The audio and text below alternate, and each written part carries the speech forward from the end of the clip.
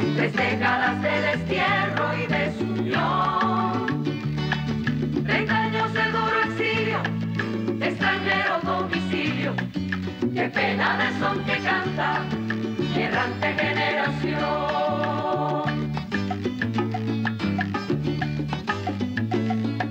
Armados más de esperanza que de metralla. Muy buenas tardes, estimados televidentes, y bienvenidos a un nuevo espacio de Cuba y su historia. Hoy nos acompaña una personalidad del exilio cubano, y digo una personalidad del exilio y de la cultura cubana, siguiendo la serie Personalidades de la Cultura Cubana que iniciamos tiempo atrás, y en aquel momento nuestra primera invitada fue la poeta Amelia del Castillo. Y hoy, bueno, pues para satisfacción nuestra, contamos con la presencia de Juan Manuel Salvat. Bienvenido, Salvat, no necesitas más presentación, todos te conocemos, un activista político contra el totalitarismo castrista desde muy joven, te iniciaste en las luchas estudiantiles y posteriormente, aunque no has abandonado ese tipo de militancia anticastrista, pues también has hecho historia en la edición de libros, sobre todo libros cubanos en el exilio. Pero para comenzar, pues nos gustaría escuchar dónde naciste, de dónde vienes, cómo te formaste. Como no, yo nací en Sagua la Grande, allí en Las Villas, en la villa de Lundoso. Ahí al lado del río, del gran río, Sagua. En 1940. Y toda mi juventud la pasé en Sagua. Yo estudié con el Colegio de los Jesuitas toda la primera enseñanza, después en el Instituto de Sagua, que era magnífico, como casi todos los institutos de Cuba. Y después ya cuando terminé el bachillerato, sí pasé a La Habana a estudiar en la Escuela de Derecho, primero en la Universidad de La Salle y después en la Universidad de La Habana cuando abrió de nuevo en 1959.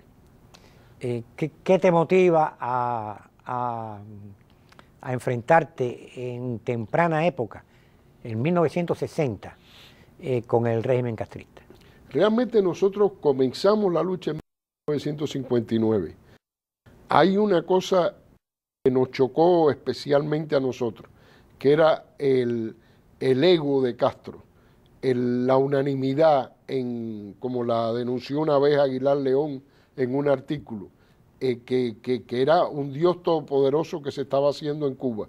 Y eso nos chocaba porque eso iba en contra de los principios democráticos en los que nosotros creíamos. Así que desde el principio, en el 59, nosotros en la universidad comenzamos a publicar periódicos como Trinchera, junto con Alberto Müller y Ernesto Fernández Travieso, Manicato, que era el órgano oficial de la Escuela de Ciencias Sociales, donde yo fui electo en la asociación como vicesecretario general, y después Aldabonazo, cuando después del febrero del 60, cuando Mikoyan viene a Cuba y nosotros hacemos un acto de protesta y caemos presos y nos golpean y eso todo pasa y nos crea una conciencia de que el régimen ya había pasado la línea roja, el régimen ya estaba definitivamente para ser un régimen comunista. El febrero de 1960, la visita de Anastas Mikoyan y la protesta que ustedes efectúan en el Parque Central cuando Mikoyan trata de depositar una ofrenda floral a los pies del monumento a José Martí, es lo que detona la creación del Directorio Revolucionario Estudiantil. Sí, porque después de una ofrenda floral en forma de hoja y martillo, que todavía sí, era más, es buena esa aclaración, era más fuerte, es más ofensiva. Y nosotros llevábamos una bandera en forma de bandera cubana, una ofrenda floral en forma de bandera cubana, allí al Parque Central, que no nos la dejaron poner, por supuesto, aquello es como si nos estuvieran esperando, porque fue una cosa masiva y cayeron presos como 30 estudiantes ese día. Pero ya cuando nosotros volvemos a la universidad ya vemos que hay un plan para expulsarnos de la universidad. Y de hecho hay una primera asamblea que en la Plaza Cadena para expulsarnos.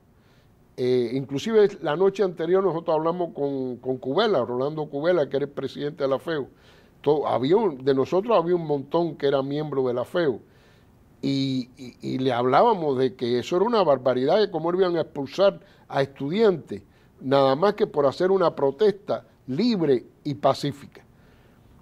Y Rolando, en el fondo yo estoy seguro que él estaba un poco a favor de nosotros, pero o por miedo o por acomodamiento a la situación, al otro día intentó la expulsión, pero se dio cuenta de que esa asamblea, la mayoría estaba con nosotros.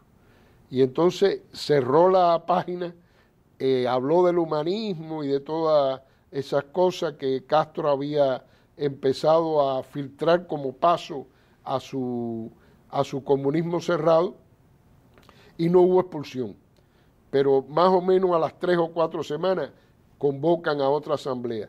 Pero esta asamblea sí lo que meten es juventudes comunistas, obreros. Allí sí la mayoría estaba con ellos, por supuesto. Fue un acto preparado ya. Totalmente. Cuando nosotros llegamos, nos rodearon y empezaron el grito de paredón, paredón, paredón, que realmente es impresionante verte rodeado de una muchedumbre que empieza a gritarte paredón, y nosotros éramos muy pocos. Ahí sí que nos decretan ya la expulsión de la universidad. Y ahí sí nos damos cuenta de que la única forma que nos queda era la lucha contra ese régimen, y la lucha siguiendo las tradiciones cubanas de formar un directorio estudiantil que se opusiera a ese régimen.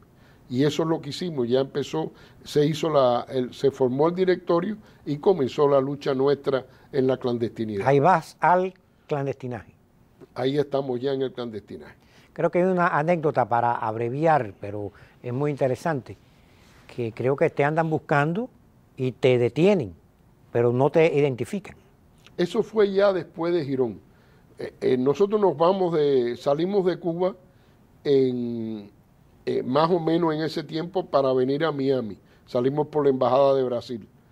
Aunque con la idea de regresar inmediatamente, por ejemplo, Alberto Müller regresa en noviembre, yo regreso en diciembre, Ernesto Fernández Travieso en enero ya estaba en Cuba.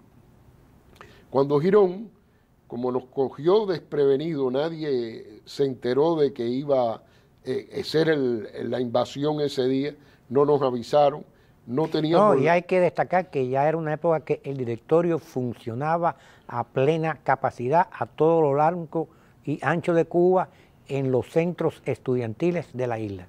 Asimismo, el directorio era realmente un movimiento nacional, muy organizado, bien organizado nacional. Con una fuerza extraordinaria. Solamente en La Habana yo recuerdo que se empezó a crear como un ejército clandestino y había 1.500 estudiantes ya preparados para un alzamiento en la universidad o en La Habana. Era un plan que se estaba haciendo en coordinación con el 30 de noviembre, con el MRP, con el MRR, con todos los movimientos clandestinos en Cuba. Pero lo que te decía, el 18 de abril caigo preso yo en una casa. Yo tengo identificaciones falsas a nombre de Juan Sánchez Portela. Y habías entrado clandestino. Había entrado clandestino, pero no se dan cuenta porque tengo identificaciones falsas. O sea que caigo preso con otro nombre y a las 3 semanas más o menos me dan la libertad, porque fue cuando cayeron presos más de 100.000 cubanos en esos días, que era nada más que para detener la posibilidad de una insurrección interna, que lo lograron también porque paralizaron toda la fuerza clandestina. Y entonces ahí sí me sueltan, y bueno, cuando me sueltan estoy como 1 o 2 meses todavía en La Habana, y después entro en la Nunciatura Apostólica, y después me voy por Guantánamo. Me ayudan a saltar la cerca y voy a Guantánamo. Luego te ocupas de organizar el directorio aquí y de incentivar la lucha dentro de Cuba. Correcto, sí, en Cuba queda Juanín Pereira como coordinador del directorio, y yo vengo para acá y Luis Fernández Rocha Porque también. Alberto está preso ya. Alberto está preso ya, en la Sierra Maestra cae preso. Y entonces organizamos el directorio, que en el exilio también se hace una organización extraordinaria, porque es una organización que tiene delegados en toda América Latina, delegados en Estados Unidos, realmente una fuerza tremenda. Cuando el juicio a Alberto, el juicio a Miguel García Mengol, la movilización que hicimos en América Latina de estudiantes fue una de las razones que pueden haber ayudado a que no fusilaran a esos hermanos nuestros de lucha. Posteriormente tratas de entrar a Cuba, que es cuando muere Juanín Pereira. Correcto, sí, una entrada por Pinar del Río. Allí Juanín no tenía que haber ido realmente. Yo iba a entrar, pero bueno, podía haber entrado y después haber visto a Juanín en La Habana. Pero por hermano, por cariño, él de todas maneras va allí a esperarme. Cuando nosotros llegamos ya no están las luces que significan que podemos entrar, sino que no hay nada, porque ya los habían cogido presos y a Juanín lo habían matado allí mismo en la costa. Un alma linda la de Juanín. Tenía 22 años cuando murió. Extraordinario muchacho. Juan Ramón Pereira. Posteriormente, pues la lucha toma otros caminos. Si no, seguimos insistiéndonos, porque después viene la infiltración de Luis Fernández Rocha, se sigue luchando dentro y fuera de Julio Cuba. Hernández Rojo y Luis Fernández Rocha, que Correcto, entran juntos, en agosto de 1962. Por cierto, fue por Varadero y bajo el tiro. Sí. Me recuerdo aquello. Si no, si Bernabé Peña es uno de los que lo llevaban en el barco y oye los tiros y corre para la costa a ver qué había pasado, pero no puede ver nada. Y es que ellos habían logrado entrar sin problema al final. Y sí, se salvan y pueden regresar. Luis está bien aquí todavía. Julio sí fue detenido y cumplió, que en paz descanse porque murió también. Sí. Julio cumplió bastantes años de prisión. Se desarticula el directorio dentro de Cuba por una infiltración. Por la infiltración de Medina Bringuier, sí. Jorge Medina Bringuier. Y ahí sí que nos destrozan la organización. No solo el directorio, esa infiltración desarticuló al MRP, una parte importante, el MRR, todas las organizaciones que quedaban activas en Cuba. Jorge Medina Bringuier no usó solo el directorio, las desarticuló, porque él, por orientación de la seguridad del Estado, parece, hizo conexiones con todas las nacionales de esos movimientos para crear una unificación. No, y tenían un plan que al Medina Bringuier después salta en Europa Oriental, creo que de Alemania, y se une a la CIA. Y dentro de la CIA hace unas declaraciones que una vez la oímos nosotros, en que él plantea que el plan del G2 era organizar un ataque en que fuéramos todos nosotros, Luis Fernández Rocha, mi persona y otro grupo, a Cuba. Y ahí cogernos presos a todos, o matarnos a todos, lo que ellos fuera más fácil. Y entonces venía Medina Bringuier como secretario general del directorio para el exilio, como figura directora de toda la organización. Él, que tú decías eso de que él salta de Alemania para Europa, para Alemania occidental. Él cuando termina todo este trabajo lo hace en capitán de la Ciudad del Estado, porque lo vieron en La Habana con grados de capitán. Y lo mandan a la Alemania Oriental para que se especialice. Y ahí es cuando él deserta. Porque realmente, y esto es un paréntesis, yo conocí bien a Jorge Medina Bringuier y la impresión que tengo, y también la tenía ya el fallecido Laureano Pequeño, es que él inicialmente no era ningún infiltrado. Él es detenido por la Ciudad del Estado. Sí, yo tengo esa versión, la he oído también. Y le ocuparon explosivos. Y ahí es donde a él lo chantajean y él empieza a trabajar con ellos. Esa es pudiese no ser cierto. Pudiera ser cierta porque él viene de una familia sí, de gente bien, no Y el no padre, son el comunistas. padre había perdido una cantidad de negocios, entre ellos una agencia de automóviles y demás. Pero bueno, ahora vamos a conversar un poquito de tu parte, aunque si nunca has abandonado ni tu militancia católica, porque eres un católico practicante, convencido, tú, tu familia, ni tu preocupación por Cuba. Pero ¿cómo derivas un luchador como tú, que participó hasta en acciones armadas contra el régimen castrista, cómo derivas en, primero, librero, ¿no? Por decir algo, y después editor de libros? Sí, Ahí tenemos fotos que van a empezar a salir de tu época de editor de libros. al cerrarse todas las posibilidades. Mira, ahí tenemos ahí alguna foto. Eso es inaugurando la... Ese es el día que se inauguró la librería en la calle 8 y la 24 Avenida. Mira, a mano El padre izquierda, extrema Barbeto izquierda, fue el está que Martica, tu esposa, y está Ahí tú. está mi esposa, y chiquitica está mi hija Marta María también, pero no se ve bien en la foto. Está Miguel Suárez Fernández, Mercy Remo, el doctor Ángel Fernández Varela, Fausto Álvarez. Era Fausto allá atrás.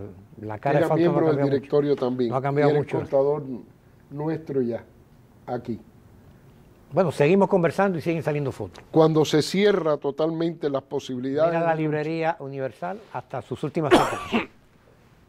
Cuando se cierra completamente el panorama de lucha aquí en el exilio, entonces nosotros, ahí hay dos grandes colaboradores nuestros, Manuel Rodríguez y Luis Felipe Brión. Y esa es mamá que trabajó con nosotros y papá también, un tiempo en la librería, mi suegra, que es la que cuidaba a los niños para que mi mujer pudiera trabajar también. Y este es mi hijo Miguel, el más pequeño. Mira, el escritor Armando Couto, el creador hombre de de los los Villalobos. tres Villalobos, a mano izquierda con con espejuelos. Fructuoso Pires. Que por cierto, yo lo conocí ahí en la Él librería. iba todas las tardes. Tenía una silla que había que dejársela ahí porque él iba todas las tardes. Muchísimas gracias. Aquí es una reunión con Víctor Raúl Haya de la Torre. En esta foto estamos viendo al doctor Sánchez Boudi, uno de los cubanos que más libros, bueno, el que más libros ha publicado en este exilio. Y sobre más todo de 100 libros. un gran conocedor del folclore cubano. Y dejó un trabajo extraordinario con el diccionario de cubanismo, refranes, chistes, piropos. El trabajo de Pepito, como le decíamos todos, fue extraordinario, realmente.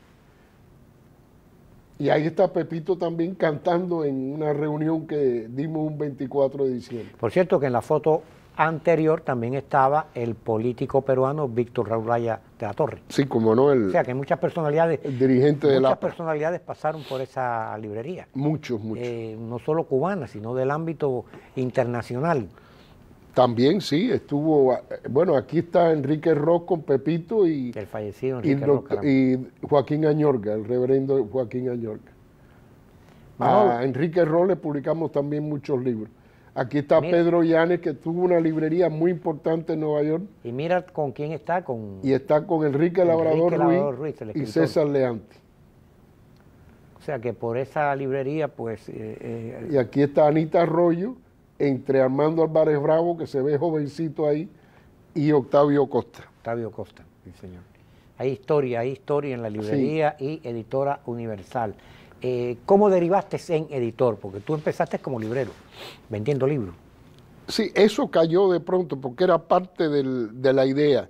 La idea era, cuando no podíamos luchar ya contra el régimen, era entonces luchar desde el punto de vista de la cultura, que era un campo en que ellos se estaban desarrollando y que estaban conquistando. Es decir, nosotros éramos unos parias en el mundo cultural, pero lo que queríamos era trabajar para que los escritores del exilio tuvieran un espacio, que se conocieran realmente en el mundo. Y bastante se logró, yo creo que logramos muchísimo en ese trabajo, tanto en la Feria del Libro, porque íbamos a Argentina, a Chile, a la Feria de Guadalajara, a la Feria Libre en España, que allí dábamos a conocer los catálogos, realmente trabajamos muchísimo en eso. Y la edición realmente fue, para mí, la parte más importante, del trabajo nuestro. No, y hay una cuestión importante que muchas personas no conocen. La editorial Universal, que sigue funcionando, siempre hizo llegar, que eso es muy importante, los libros de los autores que editaba y que edita, sigue editando, a centros culturales, universidades, a personalidades destacadas que siempre han estado interesados por la cultura cubana, sean cubanos, no sean cubanos. Hay algo, Manolo, que te quisiera preguntar, que se comenta mucho, y es que la editorial Universal, ella sola, ha editado tantos o más títulos que todas las editoriales del régimen castrista. ¿Eso es cierto? Realmente yo no podría aseverar eso, porque es que ellos publican mucho, porque hay mucha propaganda realmente dentro de Cuba. Pero yo creo que en la historia de Cuba una editorial privada nunca llegó a publicar la cantidad de títulos que nosotros hemos publicado, que son más de 1.600 títulos. Eso es una que parece, pero es una cantidad tremenda, y la mayoría de las editoriales de España no han publicado, excepto las grandes, por supuesto, no han publicado esa cantidad de títulos. Y además, en esos títulos, cuando uno empieza a ver la relación de los títulos, te entra un orgullo tan grande de haber publicado a Cabrera Infante, haber publicado a Lidia Cabrera, al mismo Enrique Labrador Ruiz, a muchísimos Reinaldo escritores. Arenas. A Reinaldo Arenas. Hay una foto de él por ahí también, no sé si se puso también. La lista es inmensa. Reinaldo Albertini. publicó, sí, también ha sido publicado por la editorial Salvat, que hoy en día sigue publicando. No Sí, hay no, librería, sigo publicando. pero hay editorial, y hay distribución, y hay catálogos. Sí, no, y sobre todo por internet, porque es que el mundo es lo que ha cambiado. El mundo del libro ha cambiado totalmente. Hoy en día casi ninguna editorial te publica un catálogo impreso. Antes era imprescindible publicar los catálogos impresos. Ahora todo el mundo te manda a la página de internet, que la nuestra, www.ediciones.com. Y ahí están todos los libros que nosotros hemos publicado, con la explicación, todo lo que tienen que saber de todo el trabajo que nosotros hemos realizado. Tú y yo hablábamos fuera de cámara de alguien que ambos quisimos mucho, que fue figura fundamental para poner títulos a las publicaciones, Caniquí, que fue Ana Rosa Núñez. Anita, La fallecida poeta y bibliotecaria, intelectual Ana Rosa Núñez. Ana Rosa tiene una cantidad de méritos. Primero, la colección cubana de la Universidad de Miami se le debe, a Rosita Bella también, a Esperanza de Varona, a Lesbia de Varona, pero Anita fue algo muy importante en la creación de esa institución, que es fundamental en la historia de Cuba también, porque ahí se guarda todo el trabajo del exilio. Es la biblioteca sobre Cuba más importante después de la Biblioteca Nacional Cubana. Lo que pasa es que la Biblioteca Nacional Cubana tiene una parte separada y cerrada, que son las cosas que son contra el gobierno. Como Reinaldo Arenas creo que le decía el infiernito a esa parte de la biblioteca. Pero Anita, el trabajo que hizo fue extraordinario. Y para nosotros, yo digo que ella era la madrina de Ediciones Universal, porque ella me ayudó tanto en seleccionar libros, que uno de los primeros que hicimos fue una antología de poesía del exilio, Poesía en Éxodo, que ella preparó. Ella nos puso a cada colección, como tú decías, el nombre. Esta vamos a ponerle Espejo de Paciencia, la de poesía, Polimita, la de crítica literaria, Cuba y sus jueces, la de historia, y así todas las colecciones. Félix Varela, que es una colección importantísima que nosotros tenemos de pensamiento social cristiano. No, y que hay otra cuestión también. No solo Universal se ha dedicado a editar libros actuales, sino que ha rescatado y editado obras prácticamente ya desaparecidas. Sí, porque el régimen quiso cambiar la historia. Había que recuperar la real, la verdadera historia de Cuba. Y ese es un trabajo que también tratamos de hacer.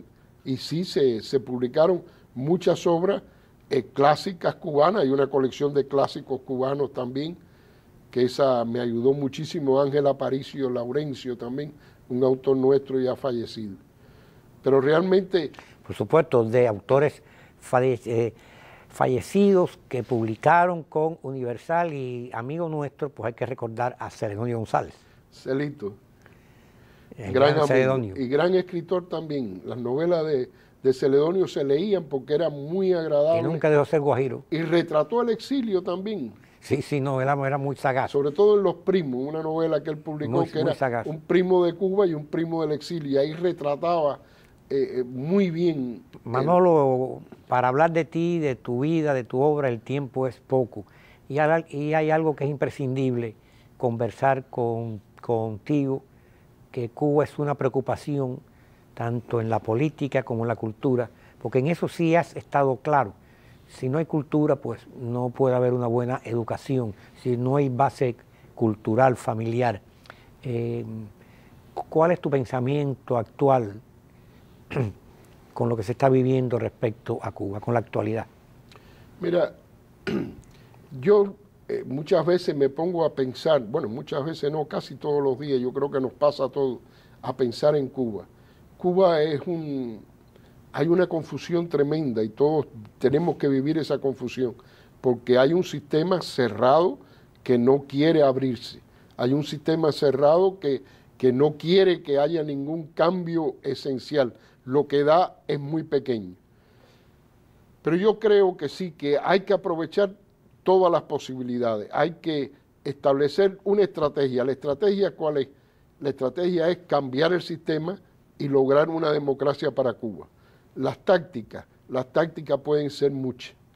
Y yo creo que ya hay que empezar también a crear en una conciencia en el exilio que si fulano cree que él debe hacer las cosas de esta manera y pueden ayudar a esa estrategia, que lo dejen hacer, que nos quitemos esa crítica constante los unos contra los otros, para ver si logramos realmente hacer lo que queremos, que es cambiar el sistema. Por supuesto, críticas que aviva el propio régimen de Castro, echa a pelear unos con otros. No, y que muchas veces son infiltrados que crean las formas para tratar de dividir más y más y más al exilio, que es realmente la única fuerza que se ha opuesto siempre a ellos. Y en menos de un minuto, una pregunta imprescindible.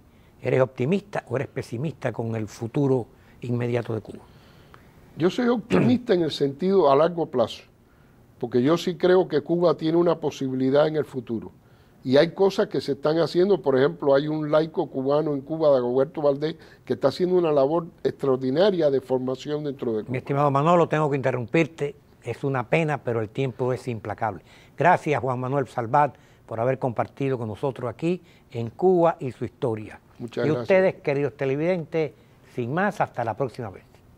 Meses de nostalgia, son 3 décadas de destierro y desunión, 30 años de duro exilio, extranjero domicilio, qué pena de son que canta